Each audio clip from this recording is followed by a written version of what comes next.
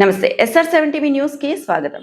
ప్రాథమిక ఆరోగ్య కేంద్రం బుచ్చినాయుడు కండ్రింగ ప్రధానమంత్రి సురక్షిత మాతృత్వ అభియాన్ ప్రతి నెల 9, 10 తారీఖుల్లో జరిగేటటువంటి ప్రధానమంత్రి సురక్షిత మాతృత్వ అభియాన్ అనే కార్యక్రమం కింద బుచ్చినాయుడు కండ్రింగ మండలం ప్రాథమిక ఆరోగ్య కేంద్రం పరిధిలోని గర్భవతులందరినీ పిలిపించి వారికి చేయవలసినటువంటి రక్త పరీక్షలు, మూత్ర పరీక్షలు, కడుపు పరీక్షలు మొదలగునవి చేసి వారి ఆరోగ్య స్థితులను వారితో చర్చించి గర్భవతులు తీసుకోవాల్సినటువంటి జాగ్రత్తలు, ఆరోగ్యం సలహాలు జరిపి సుఖప్రదమైన కాన్పుతో సంతోషకరమైన కుటుంబంతో జీవించాలని తెలపడం జరిగింది. ప్రతి గర్భవతి తొందరగా అంటే 3వ నెలలోనే ANM వద్ద రిజిస్టర్ చేసుకోవాలని ప్రాథమిక ఆరోగ్య కేంద్రంలో జరిగేటటువంటి ప్రధానమంత్రి సురక్షిత మాతృత్వ అభియాన్ కార్యక్రమంలో పాల్గొని 18 రకముల రక్త పరీక్షలు చేసుకుని వారి ఆరోగ్య పరిస్థితిని విశ్లేషించుకొని కాన్పు అయ్యేలోపు 180 ఐరన్ మాత్రలు, కాల్షియం మాత్రలు ఖచ్చితంగా తింటూ 2 వాయు ఇంజెక్షన్లు వేసుకుని అంగన్వాడీలో ఇచ్చేటటువంటి బలవర్ధకమైన ఆహారం తీసుకుంటూ వాటితో పాటు పండ్లు, కూరగాయలు, ఆకుకూరలు, పాలు, గుడ్లు వంటి పోషకాహారం గల పదార్థాలను తింటూ సుఖ ప్రసవమునకు సమీప ప్రాథమిక ఆరోగ్య కేంద్రమునకు గాని, ఏరియా హాస్పిటల్ కి గాని ఉచిత రవాణా సౌకర్యం కలిగేటటువంటి 108 ద్వారా హాస్పిటల్ కాన్పు జరిగేటట్లు మరియు తల్లి బిడ్డ క్షేమంగా ఉండేటట్టు చూసుకొని 102 వాహనం ద్వారా ఉచితంగా వారి ఇంటి దగ్గరకు దిగిపెట్టడం జరుగుతోంది. PMVVY ద్వారా గర్భవతి అకౌంట్ లో ఆడబిడ్డ పుట్టినట్లయితే 5,000 రూపాయలు, ప్రభుత్వ ఆసుపత్రిలో కాన్పు అయితే JSY కింద 1,000 రూపాయలు మరియు ఆరోగ్యశ్రీ ద్వారా 4,000 రూపాయలు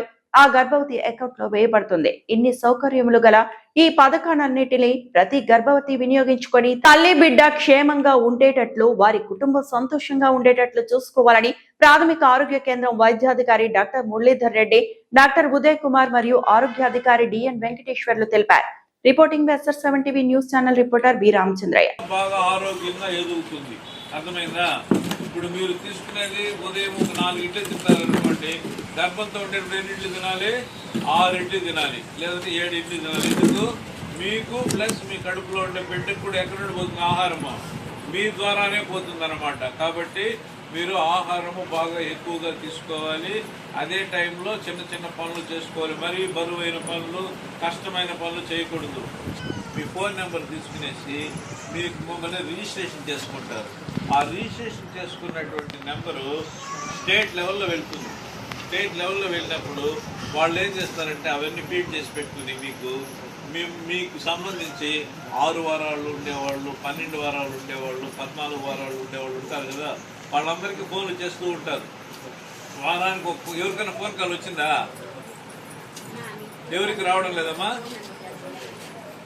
వారానికి ఒకసారి ఒక ఫోన్ వస్తుంది.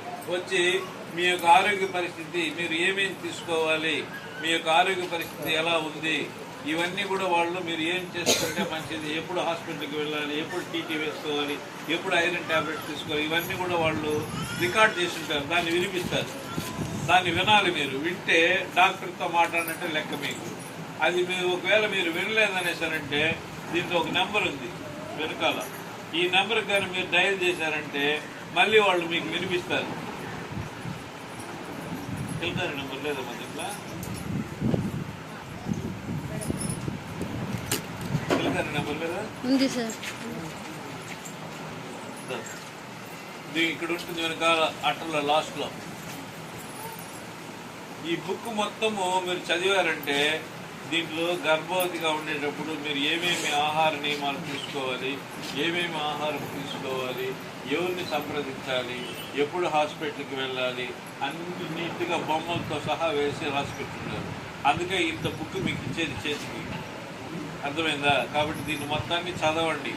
చదివిన తర్వాత మళ్ళీ డెలివరీ టైంకి కూడా మీరు ఏం చేయాలి, ఎక్కడికి వెళ్ళాలి అన్నీ ఉన్నాయి. డెలివరీ అయిన తర్వాత మీరు తీసుకోవాల్సిన జాగ్రత్తల గురించి ఉన్నాయి. తర్వాత బిడ్డకు ఏమేమి ఇంజక్షన్లు వేయాలి, ఎప్పుడు వేసుకోవాలి, బిడ్డ 3వ నెలలో ఏమేమి పనులు చేయాలి, ఆరోగ్యంగా ఉంటే, ఆరోగ్యంగా లేకపోతే ఎలా ఉంటాడు, అప్పుడు ఎక్కడికి వెళ్ళాలి, ఇవన్నీ కూడా ఉన్నాయన్నమాట ఇందులో. కాబట్టి దీన్ని మొత్తాన్ని చదవండి. మీరు చదివారంటే మీకు ఒక అవగాహన వస్తుంది. అర్థమైందా? కానీ మీరు చేయాల్సింది ఏమే, ఆహారం బాగా తీసుకోవాలి, ఐరన్ ట్యాబ్లెట్స్ ఖచ్చితంగా మింగాలి, నెల చెకప్స్కి రావాలి, నెక్స్ట్ హాస్పిటల్ డెలివరీకే వెళ్ళాలి, ఇంట్లో కాన్పు కాకూడదు. ఇవి మీరు చేయాల్సింది. అర్థమైందా? వెళ్ళండి. మీకు నెల నెల చెకప్ చేసినప్పుడు అది పెరుగుతూ ఉంటుంది. HP haemoglobin percentage. మీరు ఐరన్ టాబ్లెట్స్ వేసుకోకపోయినా, ఆహారం సరిగ్గా తీసుకోకపోయినా హెచ్పి పర్సంటేజ్ తగ్గిపోతూ వస్తుంది. అంటే మీలో రక్తహీనత అనేది వస్తుంది. రక్తహీనత అనేది వచ్చినప్పుడు డెలివరీ కష్టమవుతుంది. డెలివరీ కష్టమైనప్పుడు ఆపరేషన్ చేయాల్సి వస్తుంది. అప్పుడు ఎక్కువగా బ్లడ్ పోతుంది. అప్పుడు చనిపోయేటటువంటి ప్రమాదం కూడా ఏర్పడుతుంది. అర్థమైందా? కాబట్టి ఖచ్చితంగా ఐరన్ టాబ్లెట్స్ అనేది రోజుకి 11 గ్రాముల కన్నా తక్కువ ఉండేవాళ్ళు రోజుకు 2 తినాలి.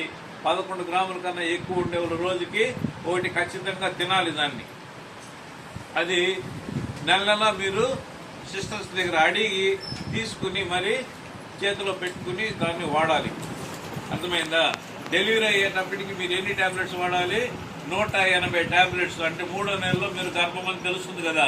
3వ నెల నుండి 9 నెలలు పూర్తి అయిన తర్వాత 10వ నెలలో కదా డెలివరీ అయ్యేది.